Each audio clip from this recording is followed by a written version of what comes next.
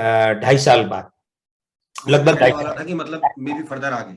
हाँ, 2.5 साल से 4.5 साल के भीतर भीतर उधर जो है मध्य भाग से थोड़ा थोड़ा सा उस तरफ की तरफ, तो ऐसा भी हो सकता है। अगर ये एक सुझाव दे रहा हूं, हालांकि मैं पसंद नहीं करता आम आदमी पार्टी को, लेकिन सुझाव दे रहा हूं कि अगर ये चाहते हैं कि इनकी सरकार निर्बाध भाव से चले और राष्ट्र विरोधी गतिविधियां नहीं हो इनकी सरकार में और सरकार के द्वारा भी, और सरकार में बैठे लोगों द्वारा भी, और सरकार के कार्यकाल में, सब तरह से, तो इन्हें 21 मार्च को सोमवार को शपथ लेनी चाहिए। बहुत सुंदर, आपने चलो लगा के इनको एक उपाय भी दिया। लेकिन यहाँ एक बात जो आती है, मुख्यमंत्री ऑफ कोर्स मान साहब की बात चल रही है, सब जानते कैंडिडेट हैं, और केजरीवाल ने कह भी दिया है। हाँ, राजनीतिक हलकों में और दिल्ली में जो हवा चल रही है, आपसे मेरी उस पर चर्चा हो चुकी है, हाँ, तो यहाँ उप मुख्यमंत्री भी दिख रहा है। अभी नहीं।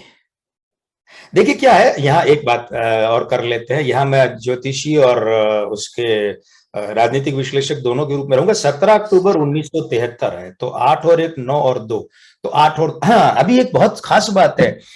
भगवंत मान पर मेरी तरह सबने गौर तब किया होगा जब वो लाफ्टर चैलेंज शो में आए थे, तो उसके बाद में, हाँ, उसके बाद में मैंने इनकी जन्म दिनांक पे गौर किया, तो इनके दाम्पत्य भंग योग था, लेकिन उस समय इनकी शादी अच्छी चल रही थी।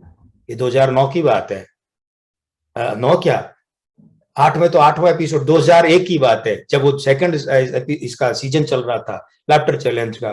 तो ये लोग पहले सीजन में आए थे, राजू श्रीवास्तव वगैरह ये लोग आए थे, पहले सीजन में आए थे ये। तो मैंने गणना की, मैंने कहा इस आदमी का दाम्पत्य भंग ही हो गया, और नाक की नोक भी बता रही कि ये आदमी तगड़ा नशेड़ी होना चाहिए, और नाक की नोक के हिसाब से इस आदमी का जो परिवार का सुख, लेकिन अच्छी शादी चल रही थी, लेकिन अभी 2-3 साल पहले तलाक हो गया। मूलांक 8 और भाग्यांक 2 है, 2 यानी दाम्पत्य भ्रष्ट हो गया, तो पार्टी भी भ्रष्ट है। आपको पता होना चाहिए, मनजीत सिंह बादल के साथ में पीपीपी, पंजाब पीपुल्स पार्टी की स्थापना की थी इन्होंने। आपको आपको आपको पता होना चाहिए, पंजाब पीपुल्स पार्टी जो है, मनजीत सिंह जो वित्त मंत्री रहे थे बादल सरकार में, बादल के सगे भतीजे, अब तो चले गए उधर कांग्रेस में, ये छोड़ के आए ना, तो पार्टी बनाई थी पंजाब पीपुल्स पार्टी, उसमें भगवंत मान संस्थापक में थे। लेकिन इनके वो है ना, परिवार भंग का मतलब क्या होता है? परिवार भंग का मतलब ये होता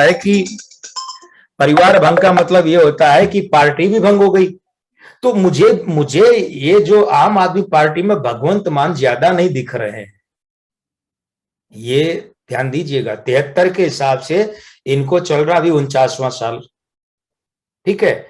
अब 50वें से 54वें साल में इनका कार्यकाल खत्म होना है, अगर मुख्यमंत्री पूरे 5 साल करेंगे तो मुझे लगता है कि भगवंत मान जो है, या तो इनके 5 साल पार्टी में पूरे नहीं होंगे, और अगर ये टिके रहे तो इस सरकार के 5 साल निर्बाध रूप से पूरे होना कठिन। जैसे उत्तराखंड में हुआ था ना, हरीश राव सरकार को बर्खास्त किया, फिर 1 महीने बाद वो सुप्रीम कोर्ट के कारण वापस आई, लेकिन ब्रेक तो हो गया ना राष्ट्रपति शासन को। तो इनके, तो मैं ये भी नहीं कह रहा कि राष्ट्रपति शासन के बाद ये फिर से आ जाएंगे कि कोर्ट से जीत कर, वो भी नहीं कह रहा, लेकिन ये 2 बात ध्यान रखिएगा, या तो भगवंत मान जो है इस पार्टी में अब ज्यादा नहीं रहेंगे, कुछ ऐसा होगा जो निकाल दिया जाएगा, या उनका पद परिवर्तन कर दिया जाएगा। देखिए, पगड़धारी सिख है, अब ये बात तो सही है, पंजाब में गैर सिख को कोई मुख्यमंत्री स्वीकार नहीं करेगा, करते तो चन्नी की बजाय सुनील जाखड़ को वोट ज्यादा मिले थे, वो बन जाते। ये बहुत बड़ा कटु सत्य है। अब आप कटु माने, मिष्ट माने, जो भी है, लेकिन वहां तो इसलिए राघव चड्ढा के बारे में जो कहा जा रहा है कि भाई केजरीवाल की पत्नी के वो ऑडियो भी आया कि वो दामाद बनाने जा रहे हैं, वो उनका निजी मसला है, लेकिन उनको राघव चड्ढा को यहाँ बना देंगे, वो नहीं होगा, कभी नहीं होगा। कोई भी पार्टी कभी भी किसी भी गैर पगड़धारी को, ध्यान रखिएगा, सिर्फ सिख नहीं कह रहा हूं, मोना सिख भी नहीं, गैर पगड़धारी सिख कभी भी पंजाब का मुख्यमंत्री नहीं बन सकता। ये बहुत बड़ी बात कह रहे हैं कुमार साहब। बिल्कुल बिल्कुल, इसलिए भगवंत मान का रिप्लेसमेंट है। इससे राजनीतिक हलकों में बड़ी हलचल होने वाली है अगर ये पोस्ट हमने अभी जारी करा तो। क्यों? आपने इतना बड़ा हिंट किसी भी पार्टी को दे दिया है, हाँ, भविष्य में वो इसको लेके ही पंजाब को कैप्चर करने की सोचेगी।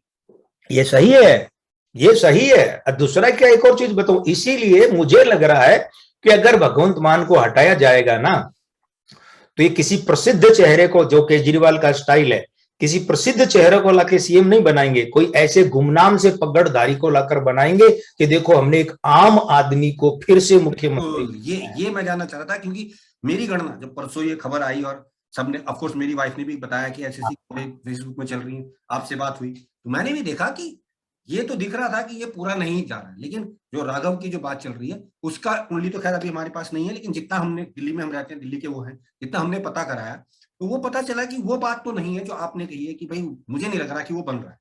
अब ये अलग बात है कि वो निजी मामला वो क्या करेंगे जानेंगे, लेकिन वो वहां का सीएम बनता नहीं रहा। अब एक सवाल जो अक्सर एज ए भारतीय, एज ए दिल्ली आता है, क्या केजरीवाल दिल्ली छोड़ के स्वयं वहां जा सकते हैं? ये बहुत, मैं अब पहले क्लियर कर रहा हूँ, ये बातें राजनीतिक जगत में दिल्ली में बहुत ज्यादा चल रही है। कुमार विश्वास जी की बात राघव चड्ढा के बारे में, राघव चड्ढा का राजयोग है, वो आदमी राज्यसभा में जा सकता है, ये बात मेरी उस तक पहुंचा दीजिएगा। बिल्कुल सर, ये एज इट इज हम लाइव एक बात एक बात, आप दिल्ली वाले, आपका अगर परिचय हो तो निजी तौर पर पहुंचाइएगा। मुझे किसी से कुछ नहीं चाहिए भाई, मैं दाता हूं, आप और हम ज्योतिषी दाता याचक थोड़े, हमें क्या चाहिए। लेकिन एक पक्ष, दूसरा, मैं राघव चड्ढा की ज़हीन बुद्धि का प्रशंसक हूं। नहीं, वो इंटेलेक्चुअल आदमी है, इसमें कोई दो राय नहीं। ऐसे लोग राज्यसभा में होने चाहिए, राज्यसभा ऐसे लोगों के लिए ही है, कुमार विश्वास जैसे अवसरवादियों के लिए नहीं है। राघव चड्ढा, ध्यान रखिएगा, बुद्धि से समझदार, और असल में क्या है, वो भारतीय राजनीति में जैसे होने चाहिए ना। देखिए अब किसके साथ क्या है वो एक अलग मैटर है ना। आप एक बात को आप समझिए, लिंकन, अब्राहम लिंकन जब राष्ट्रपति बने तो अमेरिका में गृह युद्ध छिड़ गया था, तो अब्राहम लिंकन ने राष्ट्रपति बनते ही सबसे पहले उस व्यक्ति को अपना रक्षा मंत्री बनाया, रक्षा मंत्री या गृह मंत्री था शायद, जो सेना ही संभालता था, जो उनका सबसे बड़ा आलोचक था विपक्ष में। तो साथियों ने कहा ये क्या कर दिया? अरे बोले यार, वही बात जो चाणक्य ने अमात्य राक्षस को चंद्रगुप्त का बनाया था ना अमात्य, देखो इसको वहां मेरा विरोध का दायित्व मिला तो इसने कितनी ईमानदारी से मेरा विरोध किया। इसका मतलब ये आदमी इतना ईमानदार है कि जो काम दिया पूरी निष्ठा से करता है। दूसरी बात है, केजरीवाल पंजाब जाएंगे, अगर इस भाषा का आपका मतलब ये कि वहां मुख्यमंत्री बनेंगे, तो इसका जवाब मैं दे चुका हूं, पंजाब में पगड़धारी ही बनेगा। तो केजरीवाल ने अगर ऐसा सपना संजोया भी है, हालांकि ऐसी मूर्खता वो नहीं करेंगे क्योंकि इससे अपनी पूरी पार्टी का आधार ही खत्म हो जाएगा, ऐसा वो नहीं कर, लेकिन अगर संजोया है तो उसे रद्द कर दें। और राघव चड्ढा राज्यसभा में जाते दिख रहे हैं। नहीं, यहाँ पर जो एक इंटरेस्टिंग बात आती है, जैसा कि मैं अक्सर फेसबुक पे भी मैंने लिखा कि दिल्ली को लंदन बनाने के बाद, हाँ बिल्कुल होश आवाज में कह रहा हूँ, दिल्ली इतनी शर्मा जाए, दिल्ली को केजरीवाल जी द्वारा लंदन बनाने के बाद अब कनाडा जाने वाले पंजाबियों की प्रॉब्लम सॉल्व हो गई, क्योंकि वो पंजाब को ही कनाडा बना, हम ये मान रहे हैं। तो नतीजा, अरे भगवान ना करे, क्योंकि कनाडा में तो सारे खालिस्तानी भरे पड़े, इसका मतलब क्या है, पंजाब को खालिस्तानी। अब आप इसको इस वे में समझ लीजिए, चाहे उस वे में समझ लीजिए कि हर पंजाबी कनाडा जाना चाहता है, देखते रेस्ट, क्योंकि भारतीय पब्लिक तो आप जानते हैं इमोशनल देश है, और जहां थोड़ा सा लाभ दिखता है उधर मुड़ जाती है। और सबसे गर्व की बात एज ए उत्तराखंड का व्यक्ति होने के नाते मेरे लिए ये रही कि अब मुझे बड़ा प्राउड है इस बात पे कि मैं यूपी और उत्तराखंड से बिलोंग करता हूँ, कि पहले रुड़की यूपी में आता था, और वैसे मैं गढ़वाल का ही हूँ, आपको पता ही। हम लोगों ने, खासतौर से यूपी और उत्तराखंड के लोगों ने आपकी फ्री बिजली पानी को नहीं स्वीकारा, आपको सीटों के लिए भी मोहताज कर दिया। ये हम लोगों की कमाई है, ये राष्ट्रीयता की कमाई है। इसे कहते हैं ना, जो बिक गए वो और थे। वो गाना है कि जो प्यार कर गए वो लोग और थे, जो दिल में उतर गए ये इन्होंने साबित किया। जबकि प्रलोभन अखिलेश ने भी दिया था, राजीव गांधी भी दे रहे, राहुल गांधी भी दे रहे थे, प्रियंका जी भी दे रहे थे, लेकिन इन दोनों प्रदेशों ने ये दिखा दिया कि नहीं, हम उसके साथ हैं जो राष्ट्र के साथ है। और ये बहुत बड़ी बात है। और अक्सर ये माना जाता है कि यूपी से रास्ता दिल्ली का निकलता है, तो आपने तो क्लियर पहले ही कर दिया है, 24 को तो हम छेड़ ही नहीं रहे। अच्छा, अब तो भाई दिल में उतरने और दिल से उतरने में बहुत फर्क होता है, बहुत फर्क, बिल्कुल। अच्छा, अब एक सवाल समसामयिक विषय पे ले लेते हैं, क्योंकि राजनीति का तो ऑलमोस्ट सब फाइनल कर दिया। ये जो मैं जानने की कोशिश करता हूँ, जो आपने जो गणनाएं बताई, मैंने पहले भी बताया था, और क्योंकि आपकी एक्सपर्टाइज है तो मैं अक्सर सुनता हूँ टीवी में, फेसबुक में, यूट्यूब में, कि काल की गणना है और भविष्य का डंका, और हमारी ये बात गलत नहीं होती। उनसे जब व्यक्तिगत रूप से बात होती है, सम्मेलन में मिलते हैं, तो वो कोई निष्कर्ष नहीं दे पाते कि उन्होंने कैसे तुक्का मारा था। मतलब सीधी बात, विधि क्या थी जो मैं देखता हूँ कि आप दलित अंक ले रहे हैं, नाम अंक ले रहे हैं, प्रदेश का अंक ले रहे हैं, फिर आप बता रहे हैं कि भाई साहब इतनी सीटें मुझे दिख रही हैं। वो इतना एक्यूरेट होने का मतलब क्या विद्या, मतलब ये है क्या, मतलब इतनी एक्यूरेसी के साथ। किशोर भाई क्या है कि ज्योतिष तो मेरा घर चला रही है, मुझे रोटी दे रही है। मैं 18 साल प्रोफेसर और शिक्षक रहा हूँ, कॉलेज प्रोफेसर भी और स्कूल शिक्षक भी रहा हूँ, और 14 वर्षों से मैंने सब छोड़ दिया, और 32 वर्षों से 33 वर्षों से मेरी प्रैक्टिस चल रही है, ज्योतिष का विद्यार्थी हूँ, अभ्यास चल रहा है। आज भी न्यूमेरो किंग नहीं बना, न्यूमेरो प्रिंस नहीं बना, न्यूमेरोलॉजी का दास ही हूँ। लेकिन क्या किशोर भाई कि मैं नवंबर 2003 के राजस्थान, मध्य प्रदेश, छत्तीसगढ़ विधानसभा चुनाव से मैंने शुरू किया था, राजस्थान से सीटवार आकलन, ये जो क्रम है 18 साल से ज्यादा का समय हो गया, और हर बार प्रयोग करता हूं कि पिछली बार के सफल निष्कर्ष आगे काम में लूं, जो गलत हुए सुधार के।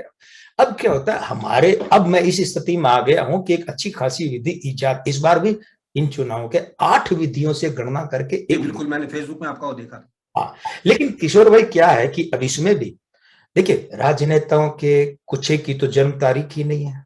इस पे मैं एक सॉरी आपको इंटरप्ट करूंगा, बड़ी इंटरेस्टिंग बात आपने कही।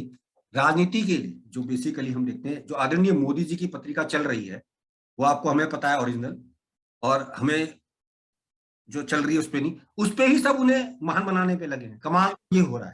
वो देखिए, दो कारण है। एक तो ज्योतिषी वर्ग डरपोक बहुत है, दूसरा ज्योतिषी वर्ग चापलूस भी है। हम अपनी बात करें, अपनी बिरादरी चापलूसी पे भी आ जाता है। लेकिन अगर ज्योतिषी, अच्छा तीसरा कारण है, शायद उनके पास असली जन्म दिनांक नहीं हो, लेकिन तीसरा कारण तो क्षम्य है, नहीं है तो जो है उसी से काम चलाए। लेकिन अगर पहले दो कारण है तो अक्षम्य अपराध कर रहे हैं वे इस देश, सनातन परंपरा और ज्योतिष के प्रति। अब क्या किशोर भाई की जब जो राष्ट्रीय पार्टियां होती है ना, तो मैं उनके राष्ट्रीय अध्यक्ष, प्रादेशिक अध्यक्ष और पार्टी का काम लेता हूं। और जो प्रादेशिक पार्टियां है ना, उनमें पार्टी का, भले वो कहे मैं राष्ट्रीय अध्यक्ष हूं, जैसे समाजवादी पार्टी क्षेत्रीय दल है, निर्वाचन आयोग की बात कर रहा हूं, मेरी मर्जी नहीं चलती। तो अब वो अखिलेश कहते मैं राष्ट्रीय अध्यक्ष हूं और मेरा जो है उत्तम जो है वो मेरे प्रदेशाध्यक्ष है यूपी के, नहीं हम नहीं लेते, हम सिर्फ अखिलेश यादव और पार्टी के लेते हैं। तो लेकिन इसमें भी एक दिक्कत हुई किशोर भाई, क्या होता है, आप मेरी सफलता याद रखें, मैं अपनी असफलता याद रखूंगा। उसूल होना चाहिए सीखने का, है ना, तब सीखूं। मैं अपनी सफलता याद रखूं, आप मेरी असफलता याद रखें, आप मेरी निंदा करेंगे, मैं आत्मश्लाघा में रहूंगा, सुधार नहीं होगा, फिर बहस। ये आपने ज्योतिषियों के लिए बहुत बड़ी बात। यही, अब देखिए उत्तराखंड के आप है, अब उत्तराखंड की मेरी गणना आप देखिए, जो मैंने आपको पीडीएफ भेजा है, उसमें कांग्रेस के भाजपा 33, लेकिन मैंने ये भी कहा था अगर गणेश घोड़ियाल की जन्म दिनांक जो है वो उल्टी निकली तो भाजपा, वो मुझे एक वहां कंडीशन डालनी पड़ी, क्यों, जन्म दिनांक नहीं है। इसी तरीके से मणिपुर में आप देखिए कि मैंने कहा त्रिशंकु विधानसभा होगी, लेकिन भाजपा को 2 सीटें ज्यादा, 1 सीट ज्यादा मिल गई, 31 चाहिए 32 मिली है। देखिए तकनीकी रूप से मैं गलत ठहरा, अब गलत तो गलत है, मानना पड़ेगा, लेकिन क्यों ठहरा इसका कारण जानते क्या है। वहां मैंने कहा था कि भारतीय जनता पार्टी की जो मणिपुर प्रदेश अध्यक्ष है ना, ए. शारदा देवी है ना, अब आप कहेंगे आपको नाम भी याद है, तो मेरा काम ही यही है। तो शारदा देवी के भी वही था, कुछ नहीं था, सिर्फ नाम था। तो मैंने यहां वो भी कहा था, मार्जिन रखा था कि अगर शारदा देवी के अंक भाजपा के फेवर में आए तो ये बाजी मारेगी, और नहीं आए तो कांग्रेस बाजी मारेगी। लेकिन मैं ये कैसे कह दूं कि नहीं साहब इनकी जन्म दिनांक नहीं, मैं तो गणना नहीं करूंगा। अरे भाई जो मिला है उस, उदाहरण के लिए गुलाब जामुन नहीं मिले हैं, चुपड़ी रोटी नहीं मिली, तो भूखे आदमी को मैं कम से कम सूखी रूखी खिलाऊं तो उसका पेट तो भरूं। अगर मैं वहां तक प्रतीक्षा करूंगा तो ये कहेगा फिर तुम काहे क्यों यार सूखा ही खिलाओ, भाई पेट को मेरा कुछ भरो। इस नाते क्या होता है, ये सीखने का क्रम है। अच्छा मेरे भी देखिए, मैं वन मैन शो हूं, मेरा साधारण आदमी हूं, मेरा कोई लंबा चौड़ा स्टाफ नहीं है, तो जो खोजना होता है ना, कभी तो मैं जो फोन नंबर है सीधे आदमी को लेता हूं कि भैया आप अपनी जो है ना मुझे बताओ जन्म दिनांक क्या है, तो कुछ लोग बता देते, कुछ बताते ही नहीं है। तो ये जो चक्कर है ना, ये विधि है इस पूरा। अच्छा मैंने इस बार सबको क्या पूरा भविष्यवाणी का पीडीएफ पूरा भेज दिया, जिसमें एक पॉइंट टू पॉइंट एक अंक की गणना है, ये बताने के लिए कि देखिए भाई मैं कितना सही रहता हूं या कितना गलत रहता हूं, या मेरी सीटों में कितनी ऊंच नीच होती है, वो एक अलग मैटर है। लेकिन आप देखिए कि ईमानदारी से मेहनत कर रहा हूं, और ये है। और देखिए प्रभु ने मेरी लाज रखी है, जैसे गोवा में त्रिशंकु विधानसभा आ गई। अच्छा इसमें मैंने 135 अधिकतम कहा था, सपा गठबंधन को 124-25 आई है शायद। अब वो जो है मैंने 40 सीटें दी थी अन्य और बसपा को, ठीक है, कांग्रेस समेत, तो वो 40 में से 5 उन्हें मिली है, तो वो 35 सीटें सीधी की सीधे कहां गई, भाजपा में। अब भाजपा को मैंने दी 227, अब 227 में आप वो 45 जोड़ेंगे तो कितनी, 262 लगभग हो गई ना। तो ये अब ये मेरे सबक है कि आइंदा जैसे क्या है कि ये विधि मैंने इजाद की है, दुनिया में पहली विधि है, पहला आदमी हूं। अब आप समझिए कि जो संस्थापक होते हैं उनको तो समस्याएं तो आती है ना। मैं बाद वालों के बाद की पीढ़ियों के लिए, चाहे मेरे बाद हो चाहे मेरे जीवित रहते हो, उन पीढ़ियों के लिए मैं पूरी रोड बना के छोड़ना चाहता हूं, लेकिन पूरी रोड सबसे पहले बनाने वाले को तो झटके झेलने पड़ते हैं। बिल्कुल बिल्कुल। और यहाँ पे सबसे बड़ी बात कुमार भाई ये आ जाती है कि जो डेट ऑफ बर्थ है या जो संस्थापक की डेट है ये गड़बड़ मिलती है। दर्शकों को मैं एक बात और बता दूं कि यहाँ पर कुमार जी ने और जो हम जो गणना कर रहे हैं, मोदी जी का वर्ष वो नहीं लिया गया है जो चल रहा है कतिपय कारणों से। कुछ हमारे अपनी पर्सनल प्रॉब्लम्स हैं, वो हम आपको ओपनली तो नहीं बताएंगे कि क्या उनकी डेट ऑफ बर्थ है।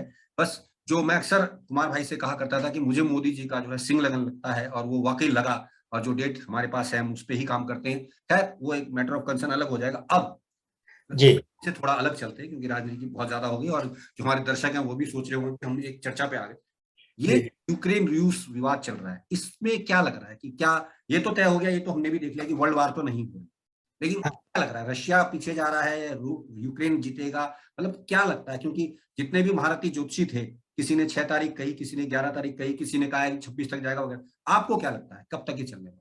देख किशोर भाई, क्या होता है कि एक तो किसी के यहाँ वो क्या कहते हैं पिंपल, फुंसियां हो गई, तो एक तो ये देखे कि यहाँ से अब ये फुंसी हो गई तो ये एंटीबायोटिक ले लो और ये मलहम यहाँ लगा दो, ये मिट जाएगा।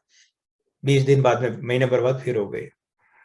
दूसरा जो समझदार डॉक्टर है वो ये तो करता है, लेकिन इसके साथ साथ वो ये भी करता है कि भाई वो फिर बैठाता है, काउंसलिंग करता, आपका खान पान क्या है।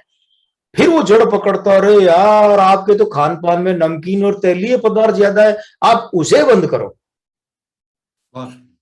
दोनों ही डॉक्टर है, दोनों ने इलाज किया है, समझदार कौन है? वो ज्यादा है। तो दोनों, वो ज्यादा है जिसने जड़ से उसने ऐसा कर दिया कि आइंदा कभी होगी ही नहीं, खत्म। देखिए क्या है, यूक्रेन और रूस का युद्ध यूक्रेन और रूस का नहीं है, ये नाटो और रूस का है। पहली बात तो ये है। अब ध्यान दीजिएगा, नाटो के पूरे नाम में ही छपा है कि नाटो उधर नॉर्थ अटलांटिक वाला जो मामला है वहां की संस्कृति है। ध्यान दीजिएगा, जब यहाँ जल प्लावन हुआ भारतवर्ष में, आर्यावर्त में जब जल प्लावन हुआ और मनु की नौका जाकर हिमालय पर रही, लेकिन यहां से और भी आर्य निकले और वो दुनिया भर में फैल गए। दुनिया भर में फैल गए तो वोल्गा तक वो लोग पहुंचे। अब वहां के जो स्थानीय जो आदिम जनजाति लोग हैं, तो यहां से ये जो भी हमारे ऋषि मुनि है ना, ये लंबी लंबी सफेद दाढ़ी, आप राजनेताओं में देखें तो एस अहलूवालिया जी के देखिए, रविंद्रनाथ ठाकुर साहब के देखिए, और भी बहुत से लोग ऐसे सफेद लंबी लंबी दाढ़ी है ना। तो वो वहां गए और वेशभूषा से और इतना थक गए थे कि चलते चलते थोड़ा सा झुक गए थे कमर उनकी। तो वो ऋषि असल में क्या है आप भी जानते हैं, आज भी क्या होता है कि षटकोण वाले श को कई लोग ख बोलते हैं, और क्ष जो होता है क्ष क्षत्रिय वाला, उसको भी कई लोग ख बोलते हैं, कई क्षेत्रों में बोला जाता है। वृक्ष राशि बड़े बड़े ज्योतिषी बोलते हैं। तो वो ऋषि को वो ऋच कर दिया, उन्होंने क्या कर दिया, ऋषि को ऋषि, ऋषि से रिच, रिच से रीच हो गया। तो उन्हें वहां, अच्छा एक और है, रूसी भाषा में रीच शब्द बहुत पवित्र माना जाता है, क्योंकि वो ऋषि का अपभ्रंश है वहां, और रीच वहां का रूसी सभ्यता का बहुत पवित्र जानवर माना जाता है, बहुत पवित्र। हाँ, तो असल में क्या है, ये सभ्यता है चंद्रमा प्रधान, सफेद दाढ़ी से सफेद बर्फ वाले चंद्रमा प्रधान, रूस और पूरा सोवियत महासंघ, उसकी बात कर रहा हूं, यूक्रेन उसी का हिस्सा है। अच्छा तब क्या था किशोर भाई, तब सेंटर मॉस्को या लेनिनग्राड नहीं था, कीवियन रसिया था इस पूरे का नाम। ये कीव है ना, ये सेंटर पॉइंट था, केंद्र बिंदु। पूरी सभ्यता का नाम क्या था क्षेत्र का, कीवियन रसिया। तो ये क्या है, चंद्रमा प्रधान। ठीक है, मैं अंक की बात कर रहा हूं, अंक 2 सफेदी का अंक है, सफेदी की चमकार। अच्छा उधर अब अमेरिका की बात करें तो अमेरिका जब वहां जिन लोगों ने इंग्लैंड से गए, खोजा फलाना ठिकाना, वहां के मूल निवासी रेड इंडियन, रेड लाल तप्त तांबे जैसा, वहां का मूल रंग क्या है, तांबे जैसा।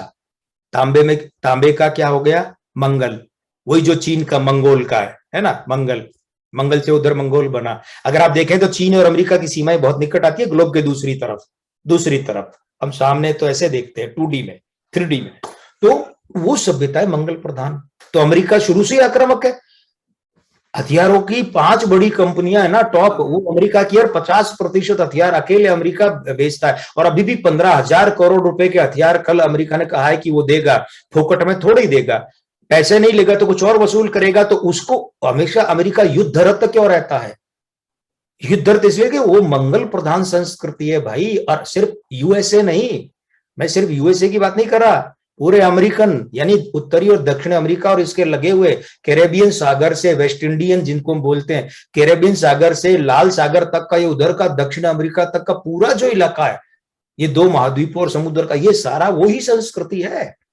तो वो हो गई मंगल प्रधान। ये अंक 9, अंक 9 अंक 2 का विरोधी है। इसलिए अमेरिका हर बार रूस के खिलाफ आके खड़ा हो जाता है। किशोर भाई, ये यूक्रेन रूस नहीं है, ये संस्कृतियों का संघर्ष है। इसीलिए इस युद्ध के बाद में जीतेगा कौन? ये शताब्दी किसकी है? ये शताब्दी अंक 2 की है, 2020 से 29, 2 की है, 9 की नहीं है, 9 की शताब्दी। इसलिए इस युद्ध में नाटो की पराजय होगी, रूस जीतेगा, रूस बलिष्ठ होगा।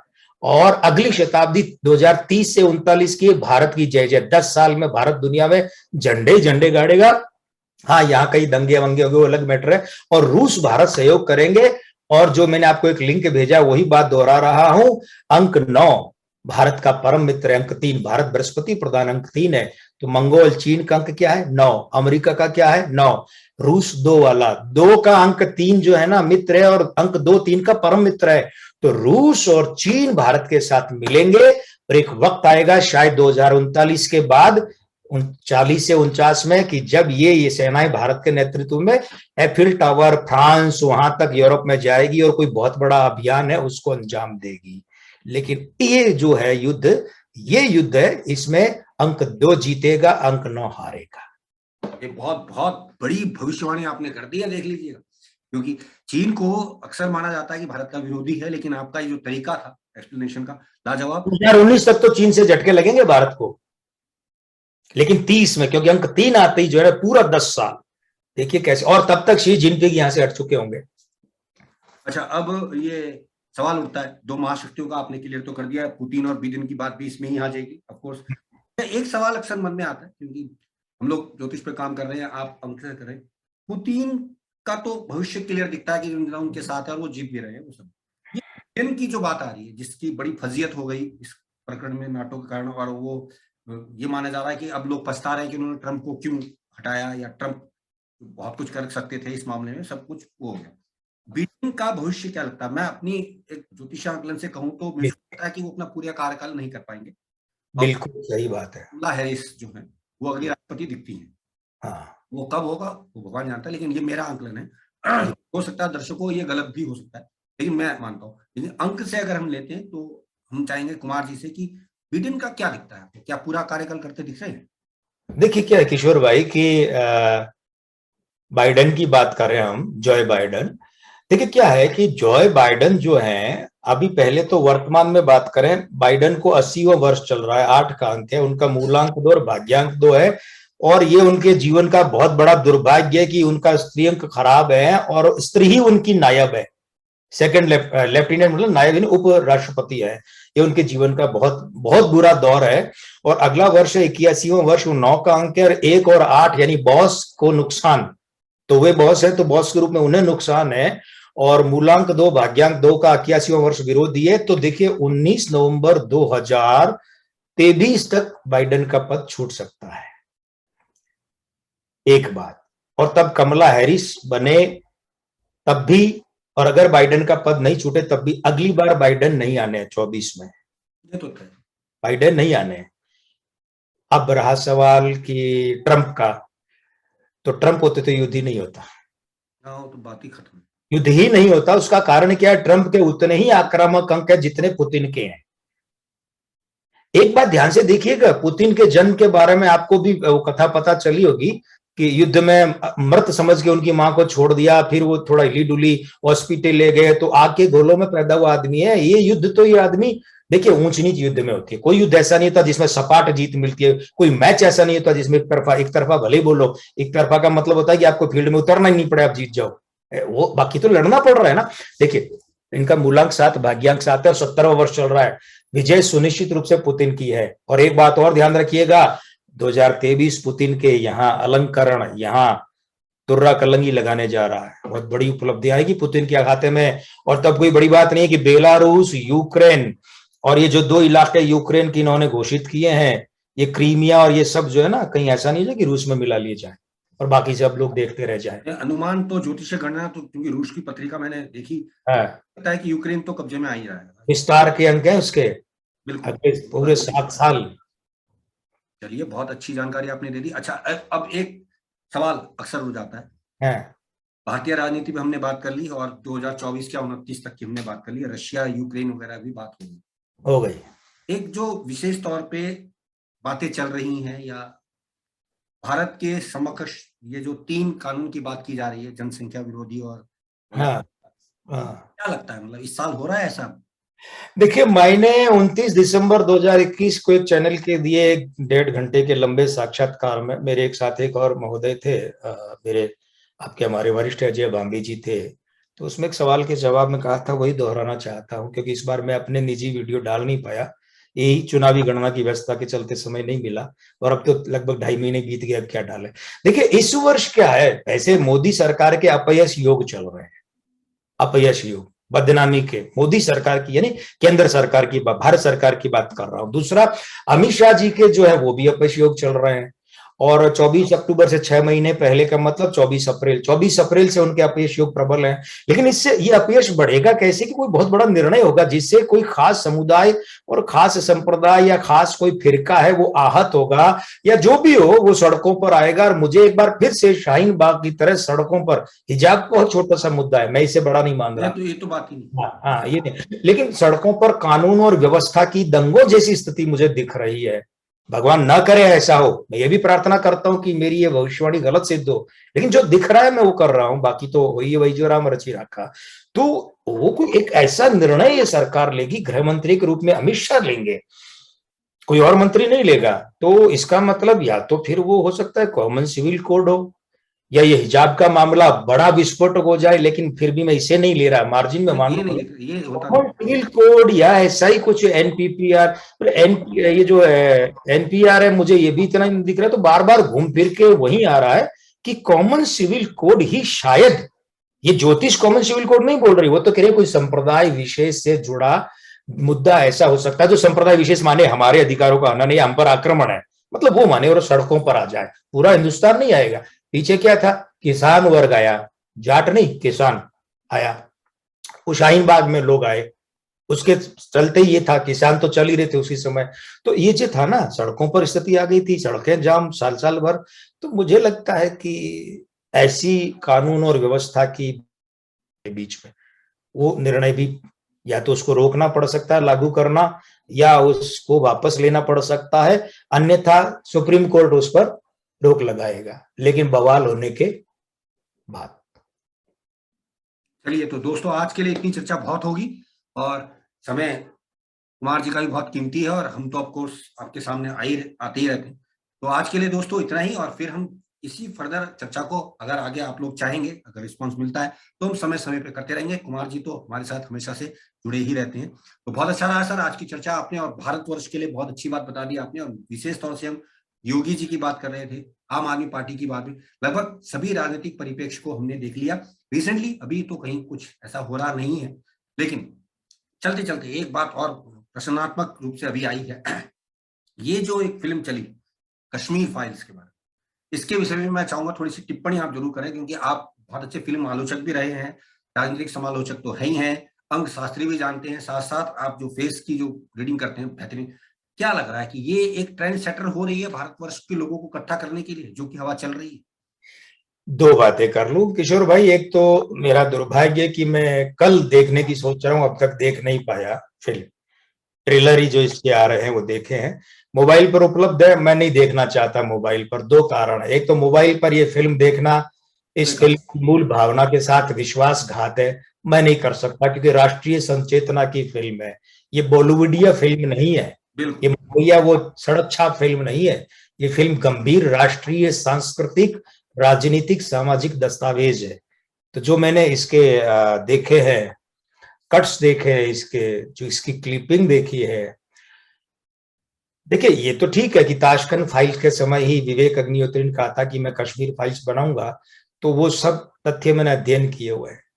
ये राष्ट्रीय पीड़ा की फिल्म है मेरे मित्रों, हम सबको थिएटर में जाकर देखना है, देखना ही नहीं थिएटर में। कारण क्या है कि ऐसी फिल्म बनाने वालों ने अगर घाटा खा लिया ना, तो ध्यान रखिएगा राष्ट्रीय समचेतना पर फिल्म बनाएंगे नहीं, और नौटंकी पांडव वाली अश्लीलता बोल्डनेस के नाम पे फिर वही फिल्म बनेगी। फिर कोई विवेक अग्निहोत्री हिम्मत नहीं करेगा कि ऐसी फिल्म बनाए, क्योंकि आप और हम उस आदमी को घाटे में रखते हैं। थिएटर में जाके देखें, और पॉपकॉर्न जितने खाते हैं उसे दुगने खाएं, क्योंकि वो पैसा वहीं जाएगा उसी फिल्म के खाते में। दूसरी, ये मजाक लग सकता है, लेकिन देखिए अच्छी बातों को आर्थिक सहयोग भी चाहिए। कोरी प्रशंसा चाहते हैं क्या?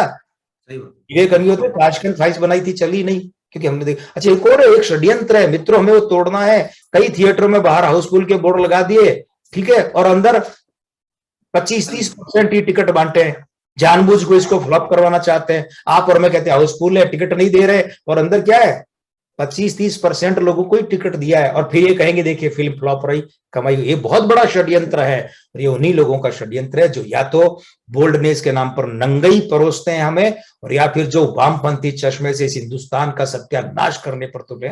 इसीलिए मैं भी देखूंगा, कल परसों में जाकर देखूंगा, परिवार समेत। बच्चों को अवश्य दिखाइए, हिंदुस्तान की नौनिहालों को पता चलना चाहिए कि हिंदुस्तान के इतिहास के साथ, इसके माथे के मुकुट के साथ कैसी कैसी गद्दारियां हुई है, और वे गद्दार आज भी जीवित है। इस नौनिहाल पीढ़ी को वो जहर दिखाइए, ताकि वो इस जहर से हमेशा के लिए आइंदा बच सके। बहुत बढ़िया। तो दर्शकों, मैं भी अपने ग्रांड पे चाहूंगा, दिल्ली में रहने के बावजूद मैं ये कहूंगा कि आप सब भी सिनेमा हॉल में इस फिल्म को देखें और दिखाइए कि आप कितने राष्ट्रवादी हैं, क्योंकि ये भारत की फिल्म है, अपनी फिल्म है। जैसा कि अभी हमारे भाई साहब ने बताया कि ये कोई बॉलीवुड भांडों की फिल्म नहीं है। थोड़ा सा कष्ट तो करना पड़ेगा, लेकिन अगर इस समय आप साथ दे देते हैं तो आगे देश की परिस्थिति कई सारी परिस्थितियों से बाहर आपको निकालेंगे। तो दोस्तों आज के लिए इतना ही, और आप सबने हम सबको सुना, खासतौर से कुमार भाई साहब को सुना, जिन्होंने अंक ज्योतिष के माध्यम से राजनीतिक समस्या के बारे में बहुत सारी जानकारी दी। तो वंस अगेन आप सभी का बहुत बहुत धन्यवाद। नमस्कार। जय श्री राम। जय श्री राम।